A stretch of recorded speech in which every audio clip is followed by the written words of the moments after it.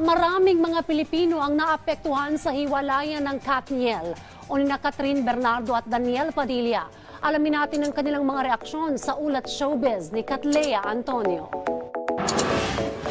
Nagulantang ang Katniel fans at mga kapwa Filipino celebrities nang kumpirmahin ng Love Team third real-life couple na sina Catherine Bernardo at Daniel Padilla ang kanilang breakup kahapon matapos ang 11 taon.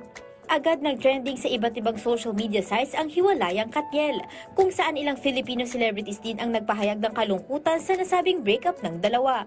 Kabilang na dyan ang Filipina actress na si Bella Padilla, na tingin niya ang pinakamasakit na parte ay mapagtantong ang isang tao ay sadyang dadaan lamang sa buhay ng isang tao. Ayon naman sa TV host personality na si Boy Abunda, hindi man niya alam ang tunay na dahilan ng breakup ng dalawa. Nalulungkot siya sa hiwalayan ng dalawang iconic love team bilang kasamahan nila sa industriya. Ilang Filipino fans din ang hindi maiwasang maiyak at malungkot sa nasabing breakup.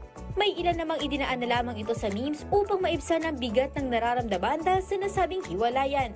Ayon sa isang kumalat na meme, kansilado ang lahat ng klase sa lahat ng antas ngayong araw. May pabirong tugon naman si Muntinlupa City Mayor Rufy Biazon ukol rito na hindi daw basihan ng glass suspension ang Katniel breakup. Nakisali rin si Albay 2nd District Representative Joey Salceda. Ayon sa kanya, wala talagang forever, pero meron laging tomorrow, kaya mag-sorry na kayo kay Ogie. Viral din ang isang meme ng pagsapaw di umano ng hiwalayan sa pagdiriwang ng Bonifacio Day. Isang netizen pa ang tila humingi ng pasensya kay Andres Bonifacio dahil sa pagtagay nito sa Katniel. At eto pa, hinikayat din ng isang netizen na magpakalbo sa isang salon dahil nasa kalbo na lang daw ang true love. Katlea Antonio para sa Bayan.